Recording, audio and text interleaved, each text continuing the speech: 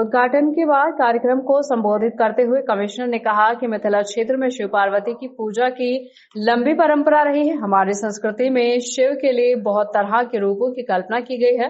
संगेश्वर को पर्यटन स्थल के रूप में विकसित करने की जरूरत है।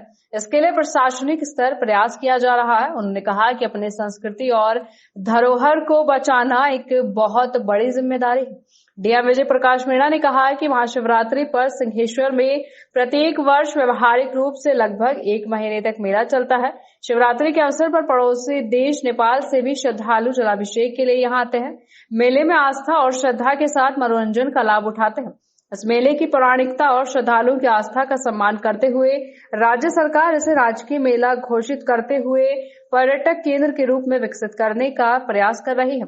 मेले की विधि व्यवस्था के लिए पर्याप्त संख्या में पुलिस बल और मजिस्ट्रेट की तैनाती की गई है। आमजन भी किसी प्रकार की असामाजिक तत्वों के गतिविधियों की सूचना हमें देकर सहयोग कर सकते हैं। इससे पहले कार्यक्रम में स्वागत भाषण एसडीएम सिंहेश्वर मंदिर न्याय समिति के सचिव धीरज कुमार सिन्हा ने दिया।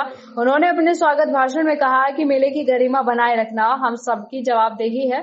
धन्यवाद ज्ञापन एडीएम अरुण कुमार सिंह ने दिया, जबकि मंच संचालन आलमनगर की बीपीआरओ समीक्षा झा ने किया। कार्यक्रम में एसपी संदीप सिंह और निकिता समेत अन्य अधिकारी मौजूद रहे। गंभीरम मनोभूत कोटि प्रभासी शरीरम स्फुरन्मौलिकल्लोलने चारु गंगा लसद भाल बालेन्दु कंठे भुजंगा चलत कुंडलम शुभ्र नेत्रम विशालम प्रसन्नाननम नीलकंठम दयालम मृगाधीश चर्मांबरम मुंडमालम प्रियम शंकरम सर्वनाथम भजामि।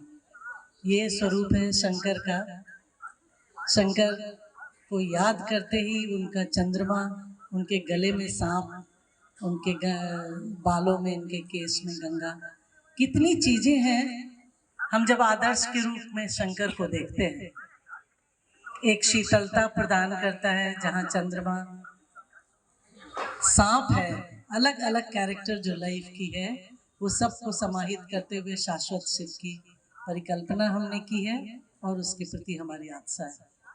आज इस पवित्र दिन में हम आप सभी को शुभकामनाएं देते हैं। एक और भगवान शंकर के आज शिवरात्रि, महाशिवरात्रि के अवसर पे, और जिसमें कि जनप्रतिनिधिगण भी रहते हैं, मीडिया के बंधु भी रहते हैं, सामाजिक कार्यकर्ता भी रहते हैं, न्याय समिति के मेंबर भी रहते हैं। तो बिहार सरकार गृह विभाग के आदेशानुसार मौत का कुआं तो हमारा इलीगल ही है, तो उसका संचालन नहीं लेने का निर्णय लिया गया और साथ ही साथ थिएटर भी 30 त्योहार वगैरह में उसका जो है संचालन नहीं करना, क्योंकि हमें आस्था और श्रद्धा के कार्य करने हैं।